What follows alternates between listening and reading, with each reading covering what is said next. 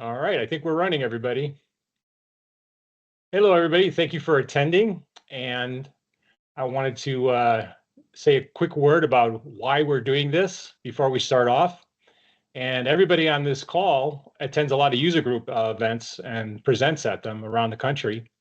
And one of the things that we notice is that there's tons of people that can't make the events, even though you potentially market to hundreds or thousands of people within an area. And then you see the little name tags that people don't pick up. So what I thought is attending so many events around the country, there's so much great content that I see all the time that I thought that maybe what we could do is we could take some of the best presentations that I see at these events and condense them into what's kind of a TED Talk format.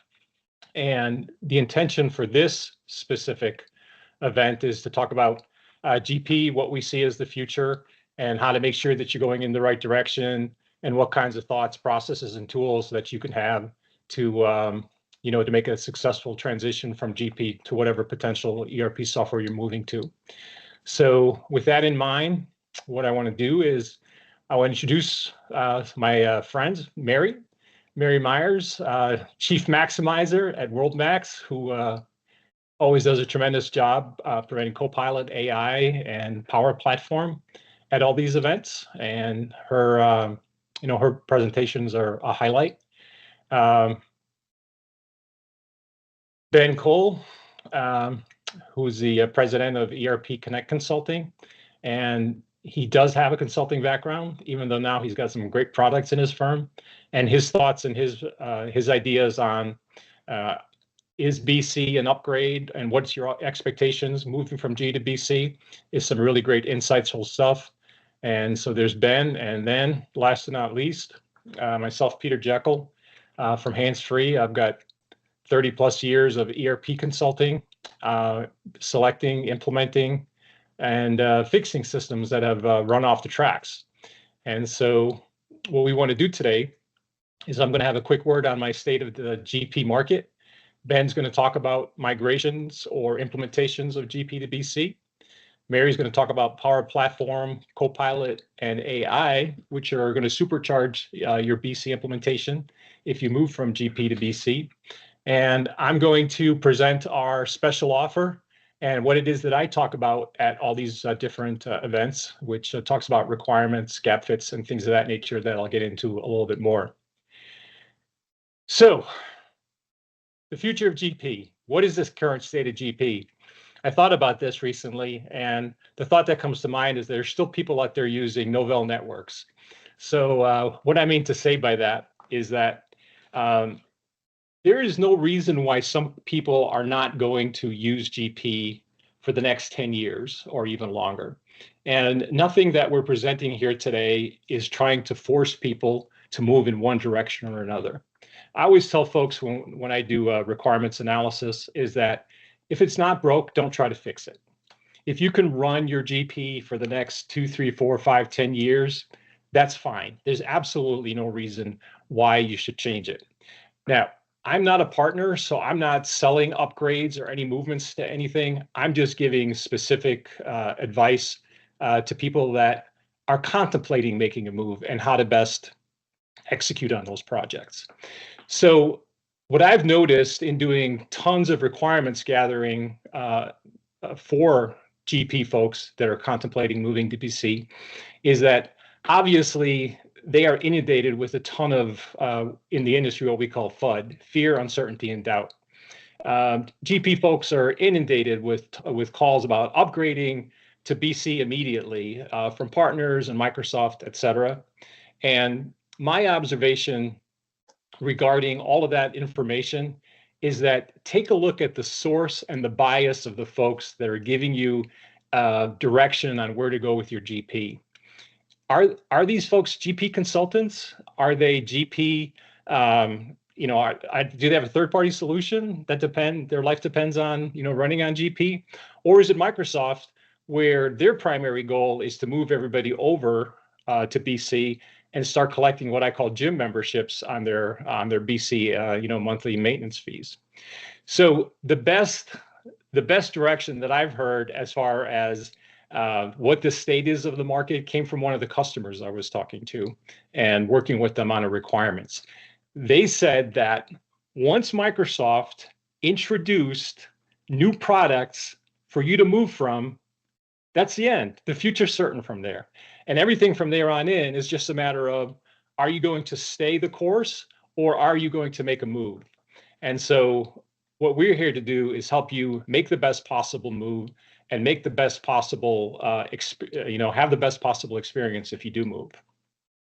So in my help of folks with running requirements, there's two things I found: that the results of the requirements are either boring, meaning that we run a requirement study for somebody and they come back and it says, BC is a great fit.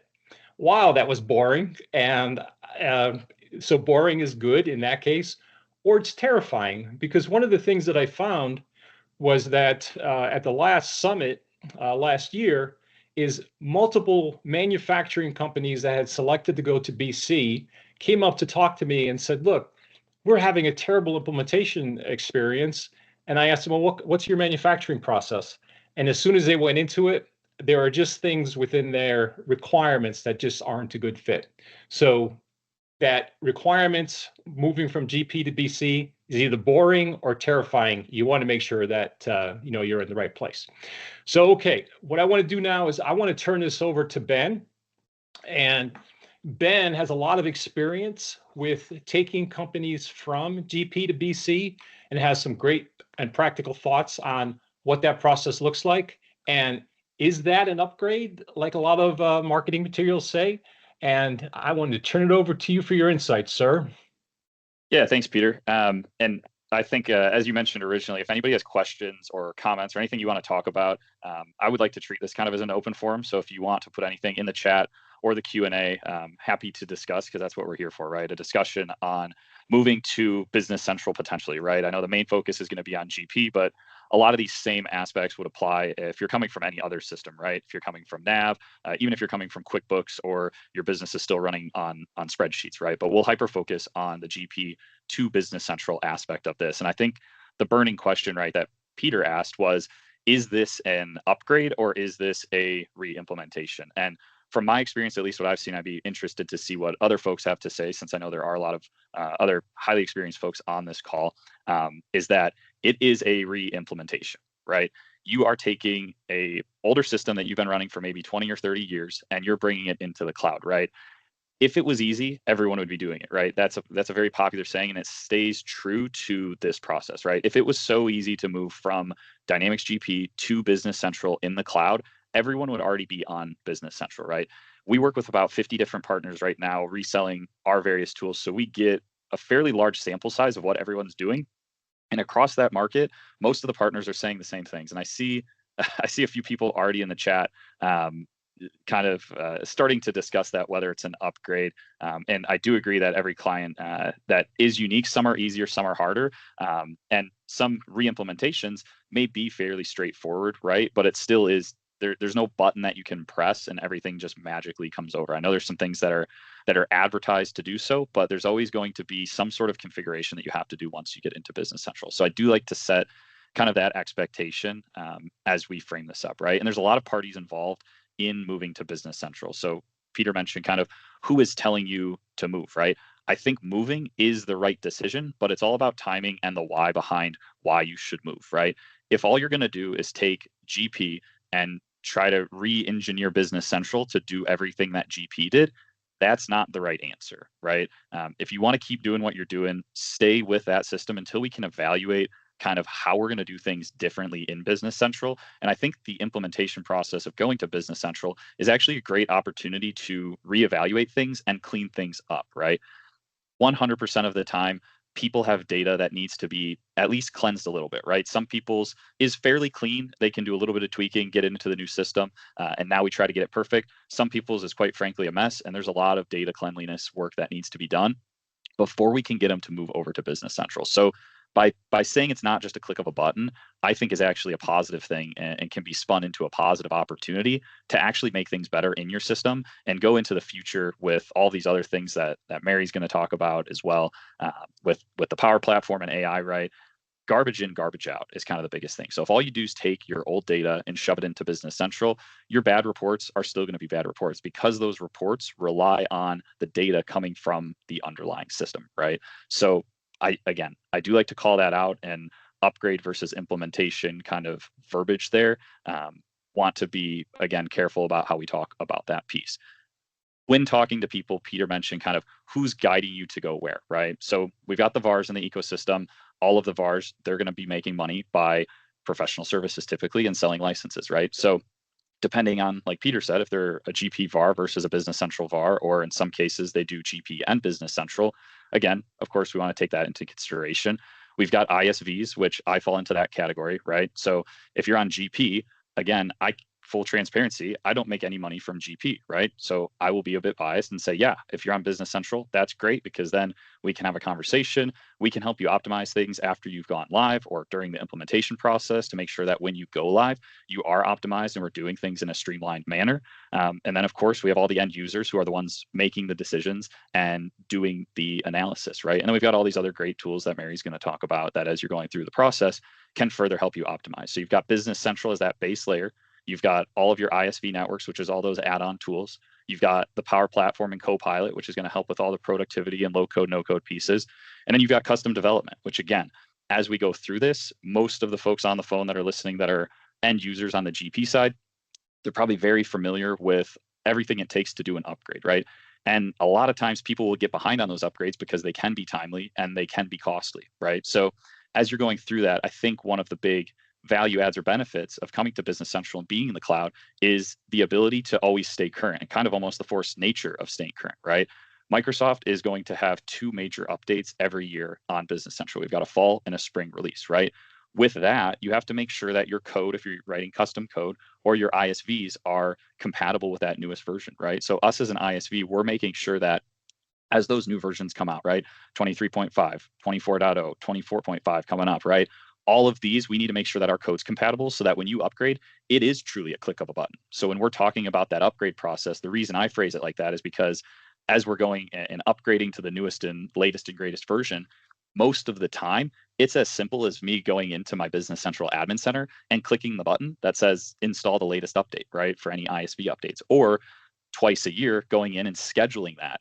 I don't have to call a consultant. I don't have to have somebody working with the system overnight when we're shutting down our production line just to do an upgrade and cost me maybe tens of thousands of dollars to do so and introduce additional risk that it doesn't go right. It is truly a click of a button when we're upgrading those apps. I will say one caveat: if you do write custom code, right, sometimes you will have to go update your own code. But if it's an ISV or it's Business Central's base, it is truly as simple as having a click of a button there. So those are some of my favorite things about moving to Business Central and getting through that implementation process to move to Business Central.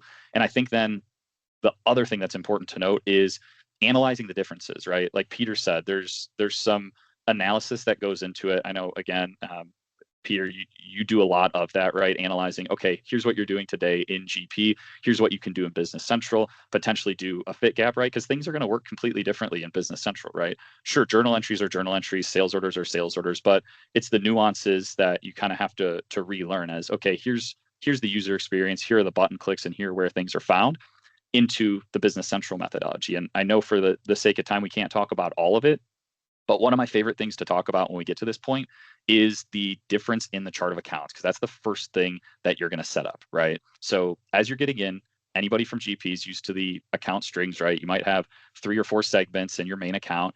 When you go into Business Central, that main GL account is still going to exist in that chart of accounts table, but think of all of your other segments as dimensions now. And what dimensions are going to help with is, one, it's going to reduce the amount of account strings that you have in your system because you don't have to build all of the combinations manually. I think that's a huge time saver. I had one client on GP once that I think they had 7 segments, and they were in the healthcare industry. So they were tracking who was insured, who was the insurer. They were tracking all these different locations, and they had over 1 million GL string combinations in Dynamics GP, right? Coming over to Business Central, each of those is kind of a standalone segment, and you can mix and match them however you want. You can block certain combinations that aren't valid, of course, but by doing so, now when you go build your reports, you can take those and kind of slice and dice on all of the different combinations that you want. And I know one of the other things that we'll get into as Mary talks, right, is Power Platform and everything that exists in the Microsoft ecosystem that you can then plug into Business Central. One of those things, of course, being Power BI. So imagine now having all these dimensions. It makes building those reports and doing everything in Power BI just so much more dynamic and so much easier, right? So that's probably the biggest, I think, initial challenge people face, just kind of conceptually thinking about dimensions when they're used to account strings for so long.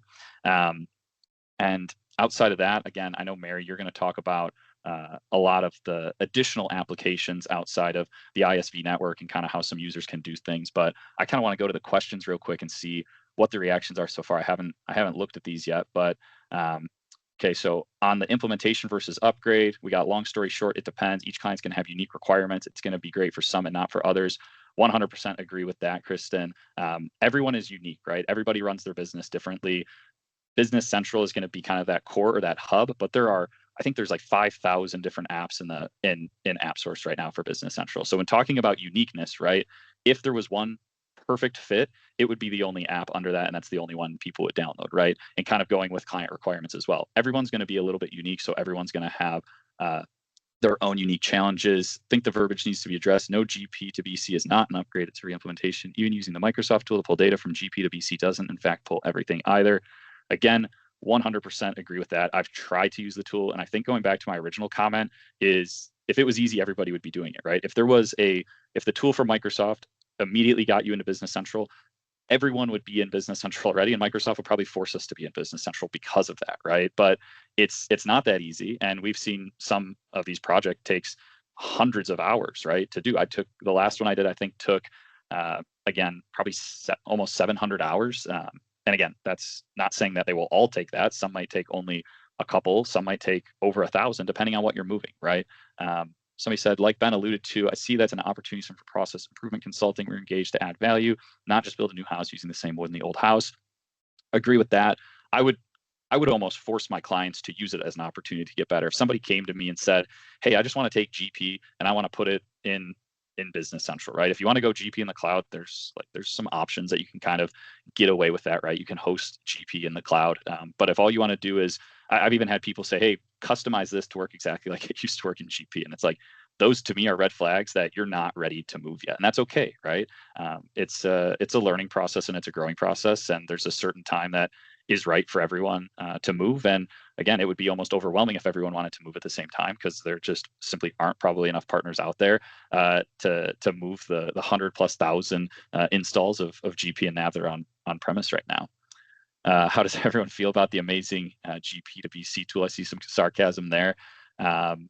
Few people not recommending to use it, recommending full reimplementations, garbage in, garbage out. Implementation, yeah, kind of just reiterating all the things that we've talked about already. And then also, this alludes to Mary's session, but we've got a comment in the chat. Also, Copilot is in BC and not in GP. This is going to be a great reason to move over. 100% agree there. Mary's going to be talking more about this. I know Copilot is, we'll call it new-ish in Business Central. It's been out for a little bit now. I know it was in beta before that, but it's growing by the day, right? I think it's, in my opinion, it does a lot, but it's still very primitive in what it can do. And there's so much room for growth in terms of what Copilot's going to be able to do in Business Central. Some of the things I've used it for so far have been just simple how-tos, right? Hey, how do I post a journal entry in Business Central, right? If anyone while learning Dynamics GP, I'm sure everyone has that same binder that's about 50 pounds, it feels. And you'd have to sift through the pages and go, okay, I'm going to read these 10 pages on how to post a journal entry, right? Those days are over.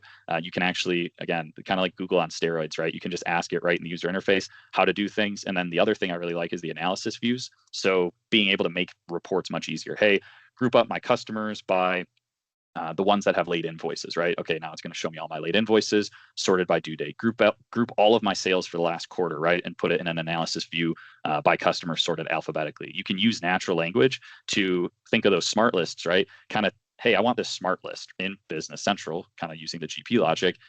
Build it for me. I don't have to use any of the wizards or be really technical. And then I can play around with it after it's been built.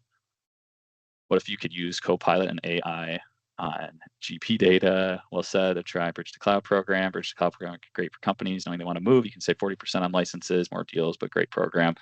again, that's the last comment. And then Mary, I'm going to turn it over to you to talk about some of the fun things that we can do to really take Business Central and take it to the next level. But there are so many promotions and opportunities right now to kind of get the most out of your investment. Microsoft is giving a lot of incentives to move from on-premise solutions like Dynamics GP into Business Central. So if you haven't had that conversation with your partner yet, even if you're not looking to move for a year or two, start having the conversations now so that you know what promotions exist and when they're expiring, in case that has to be a factor in your budget. But there's always great promotions going on, discounts to get on those Business Central licenses, and even some dual use rights where you can have GP and Business Central licensing for pretty much the same price as you implement and move over. So Mary, with that, I'll turn it over to you. If there's any other questions, I'll monitor them and answer them in the chat. But appreciate you listening to what I had to say today, and hopefully everybody learned something about moving from GP to Business Central.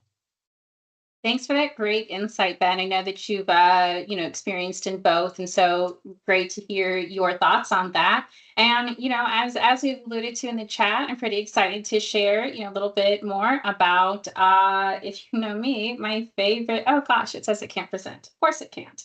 My favorite topic would be extending Business Central with the Power Platform. So as I'm trying to fancily get to my slides here.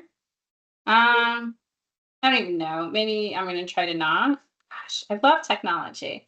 We're going to be so fancy, and I'm going to show you the raw side of the Power Platform slides. Cool. So now that we're all on this thing, right? So here's what I want to talk about, right? Honestly, whether you're working with if you're in Business Central or you're wanting to stay in GP, you can actually use the Power Platform in whichever system you're in. The way that you interact with it may be a little bit different though.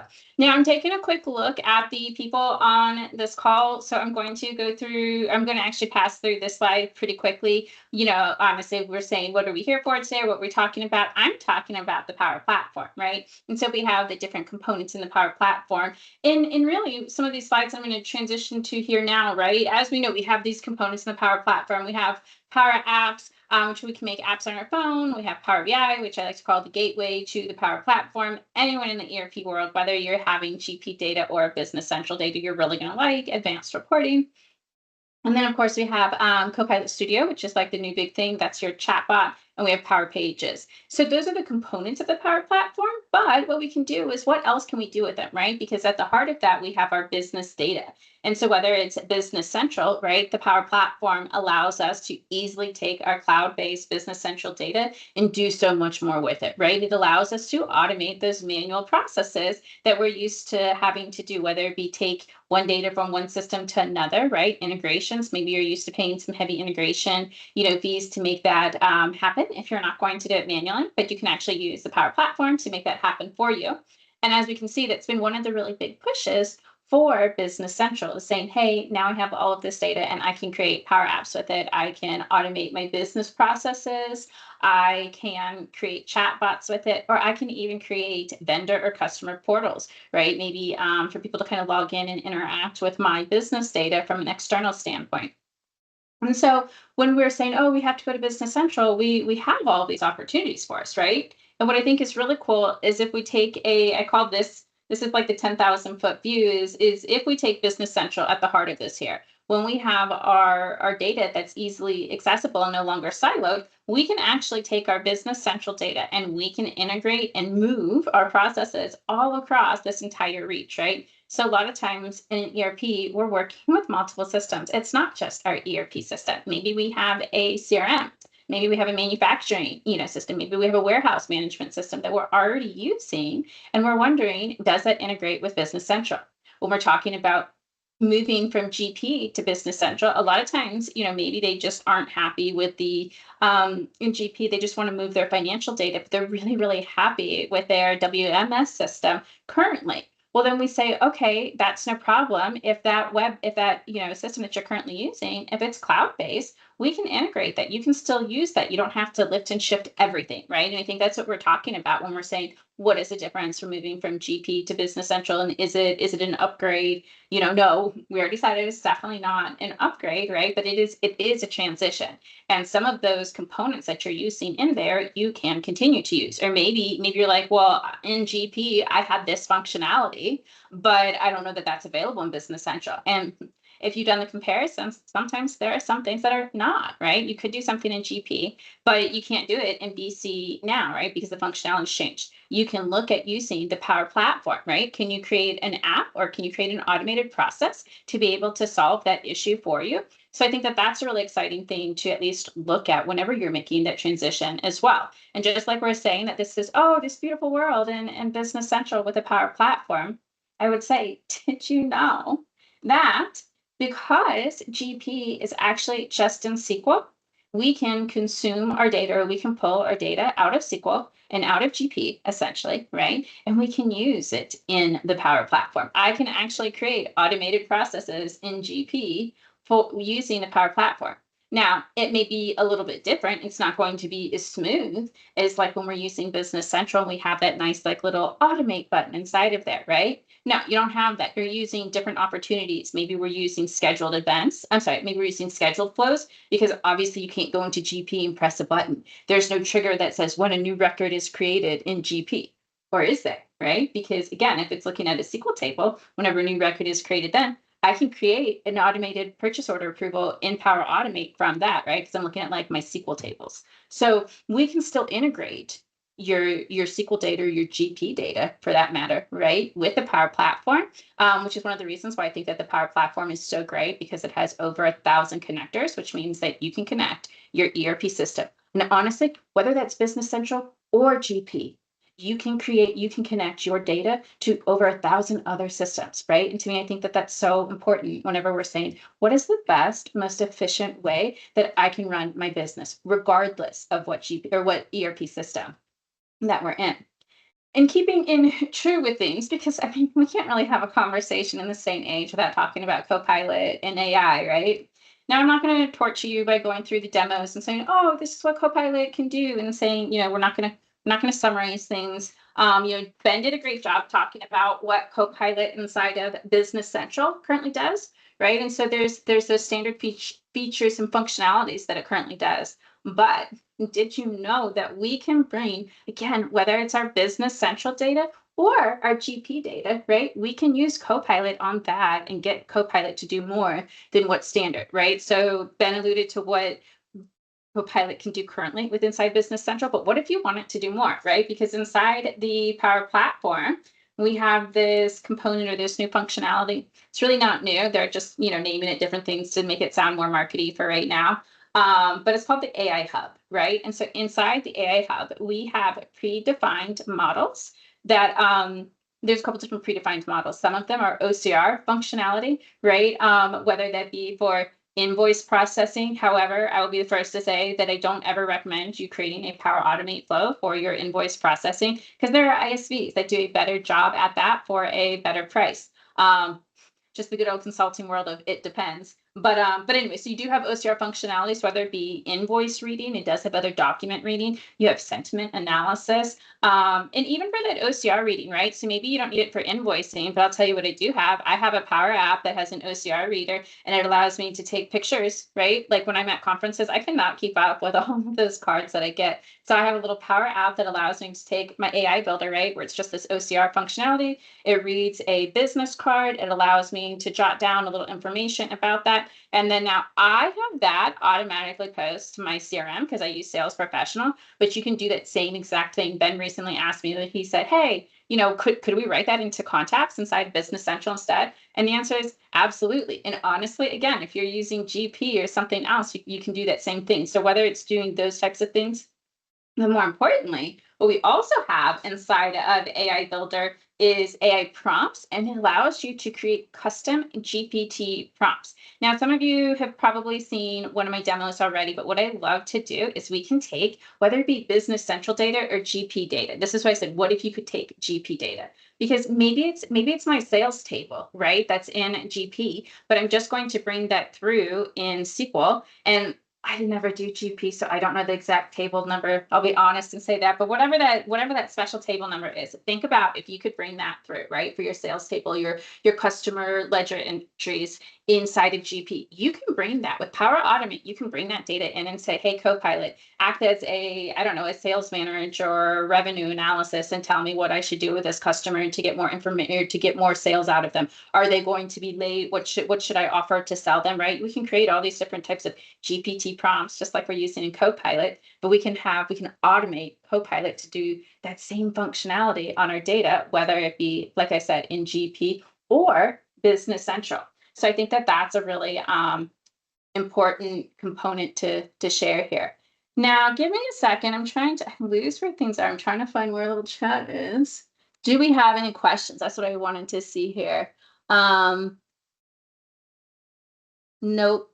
Okay, cool. So we don't have any questions, which is perfectly fine. I just kind of wanted to share some of the components of what the Power Platform can do. Like I said, you can use it. One of the biggest things that I want you to understand here is that you can use Business Central. You can use GP data in the Power Platform, right?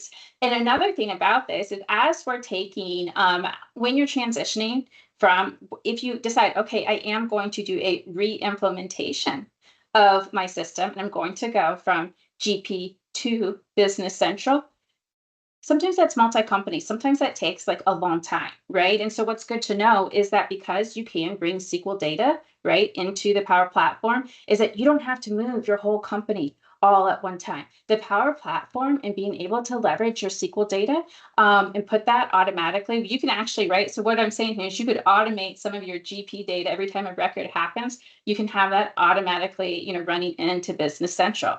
And a lot of times when I've worked on really long implementations with multiple companies, it takes a while to go through that, right? And so in that implementation process, as we're onboarding different companies, somebody probably has a job where they have to go and they have to take the orders in GP. And then they come over here to Business Central and I have to update them in Business Central, right? Because that's the pain points and that's the growing pains that they're going through along implementation. And so you're able to use the Power Platform to be able to, help you get through that. So I'll go ahead and pass it back to Peter. But before I do so, I just wanted to share this little code right here. If you guys have any questions, right, on what it looks like to use your GP data inside of the Power Platform, feel free to reach out to me on that. And you can connect with me with this little QR code here. And Peter, I'll go ahead and hand it off to you. Thank you. I appreciate that. Now, as soon as this pops back up, I'm going to get to the right spot in the presentation. And this is where we find out that the only reason I get to go to these events with smart people like Ben and Mary is because I give away stuff for free. So in appreciation for everybody that jumped on the call today, we're going to send out our roadmap, which kind of is a decision tree on all the different areas and different branches in a tree where you have a decision on whether it's time to upgrade or how to upgrade. And we're going to send that out to everybody in appreciation for being here today. But the real special offer that we have here is that we've been talking a lot about requirements gathering. And we use a tool called Guide 365 Discover to do business requirement analysis for folks that are on legacy systems like GP. So if you're a GP user or a GP partner, what I'm going to do now is I'm going to show you what we have to offer as a fully funded Microsoft program. So if you think about projects and project failures, most projects fail at some point because requirements were gathered poorly. But sometimes gathering requirements can be very expensive. And even when they are expensively gathered, if that's a phrase, then there's still an opportunity for missing large pieces and failing. The last project I worked on, another partner had done a 1-year requirements gathering project and charged $700,000 to gather the requirements. About 3 months from go live, it turned out that they had missed major requirements. So whether you're doing a requirements gathering for $700,000, $7,000, $7, the key is to have it done correctly. And what I'm going to show you is a tool called, again, Guide Discover, and the ability for anybody that's on GP or a GP partner that wants to work with their GP folks to get a requirements gathering done in an incredible tool set. So this is the screen that you would see if we spun up one of these requirements environments for you as a current GP customer. There are three specific areas in here. There is a area where you gather all of the data that surrounds an upgrade or reimplementation project, such as your company structure, how many, what kind of data it is you're migrating, what types of integrations you need. And so it's an excellent place to gather all that data that you need to consider. But because you don't do, ERP migrations all the time, you may forget. There's also a pricing calculator, and the pricing calculator will allow you to price out licensing for BC, FSCM, and CE components, because I've taken lots of GP manufacturing companies and moved them back in the day to AX or FSCM or F&O back in the day. So there is that opportunity within this analysis to see how your requirements fit against both FSCM and BC. And the BC pricing is fairly standard and straightforward, but the FSCM pricing, I had less difficulty with thermodynamics in college and trying to figure that one out. The heart of the system, however, is the requirements gathering piece. And for anybody that's ever gathered requirements, this is pure genius, because what this system does is it focuses not on trying to fit you against a specific Microsoft product. It focuses on understanding core critical business requirements.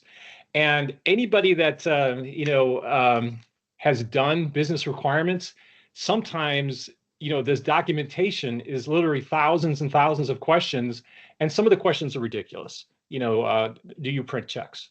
No, we don't print checks. Why do you have this system?